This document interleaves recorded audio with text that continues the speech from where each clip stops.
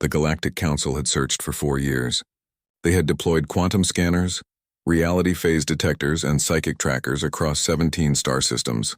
The Zephyrian Empire's twin princesses, Lyra and Celestia, had vanished without a trace during a diplomatic summit on the neutral moon of Terthos 9. The Emperor himself had offered half his treasury for their return, and yet, it was a dog named Biscuit who found them. Captain Marcus Chen hadn't asked to be stationed at the Imperial Palace on Zephyria Prime.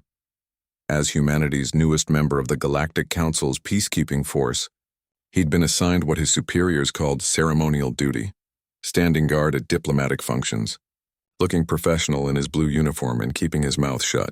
Most species saw humans as the galaxy's newcomers, useful for grunt work but lacking the sophisticated technology or ancient wisdom of elder races. What they didn't account for was Biscuit. The Golden Retriever had been Marcus's companion for 6 years, a certified therapy dog who'd helped him through PTSD after the Mars colony crisis. When Marcus received his posting to Zephyria Prime, he'd fought tooth and nail to bring Biscuit along. The Council had rolled their 7 different types of eyes but eventually relented. After all, what harm could one primitive Earth animal cause? It was during the Emperor's millennial celebration that Biscuit started acting strange. The grand ballroom glittered with dignitaries from 1,000 worlds, their bioluminescent scales and crystalline wings reflecting the light of artificial stars. Marcus stood at attention near the western colonnade, Biscuit sitting calmly beside him as always. Then the dog's ears perked up. His nose twitched. Biscuit stood and began pulling toward a service entrance, whining softly. Marcus frowned. In 6 years, Biscuit had never behaved this way during duty. The dog was trained, disciplined, perfect, but now he was insistent, his whining growing more urgent. "What is it, boy?" Marcus whispered. Biscuit looked up at him with those dark, soulful eyes, the look that said, "Trust me," and pulled harder. Marcus made a decision that would change everything. He unclipped Biscuit's lead and whispered, "Find." The dog took off like a shot, weaving between startled alien dignitaries, his golden form a blur against the polished obsidian floors. Marcus ran after him, his heart pounding, knowing he was probably ending his career with every step. Behind him he heard shouts in a dozen languages, but he didn't stop. Biscuit led him through corridors Marcus had never seen, past confused palace guards who were too surprised to react immediately. Down they went into sections of the palace that seemed older, darker. The walls changed from gleaming metal to ancient stone.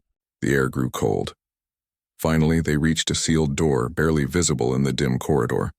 Biscuit sat in front of it and barked, once, twice, 3 times. Marcus's hand went to his scanner. The readings made his blood run cold. Life signs. 2 of them. Weak but present, behind a door that shouldn't exist in a palace that had been scanned 1,000 times. "Command, this is Chen," he spoke into his comm. "I have a situation in sub-basement level. I don't even know what level this is. I need immediate backup and medical. I think I've found them." The door was locked with technology that made Marcus's human equipment look like stone tools. But sometimes the old ways work best. He placed a breaching charge, simple chemical explosives that humans still used when EMP-proof solutions were needed, and blew the lock. The room beyond was a nightmare of elegant cruelty. 2 figures lay on stone slabs connected to machines that hummed with malevolent purpose. They were impossibly thin, their once radiant scales dulled to gray. But they were alive. Princesses Lyra and Celestia had been beneath the palace the entire time. Biscuit approached them carefully, sniffing gently before lying down between the 2 slabs, as if standing guard. Marcus was already calling for medical, checking vitals, doing everything his training had taught him. When the palace security finally arrived, they found a human doing the impossible, saving 2 lives that the galaxy's best technology had failed to locate. The scandal that followed was immense. The Emperor's own brother had orchestrated the kidnapping, hiding the princesses using ancient stone that blocked modern scanners, keeping them in stasis to prevent a succession he didn't want. But no scanner, no matter how advanced, could fool 2 billion years of evolution. Biscuit had smelled them. The scent of fear, of life, of desperation that seeped through stone and metal. His nose, trained to detect stress hormones in humans, had picked up the biochemical signature of similar distress in an alien species. At the medal ceremony 3 months later, as both princesses stood healthy and radiant once more, the Galactic Council made history. For the first time, a non-sentient being was awarded the Star of Valor.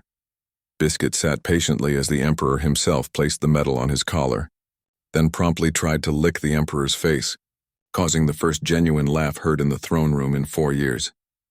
"You humans," Princess Lyra said to Marcus afterward, her scales shimmering with recovered health. "You brought something to the galaxy that we lost long ago. Not your technology or your weapons, your companions, your loyalty, the bond between species that exists for nothing more than love." Marcus scratched Biscuit behind the ears. "We're pack animals, Your Highness, all of us. We just never forgot that some of the best members of the pack walk on 4 legs. The galaxy had learned a valuable lesson, that sometimes the most sophisticated solution isn't the most effective one. Sometimes what you need is a good dog, a human who trusts him, and the simple, ancient relationship between species that existed long before the stars were mapped." Biscuit, of course, just wanted his treats and a belly rub. Heroes, Marcus reflected, rarely understood their own greatness. That was what made them heroes.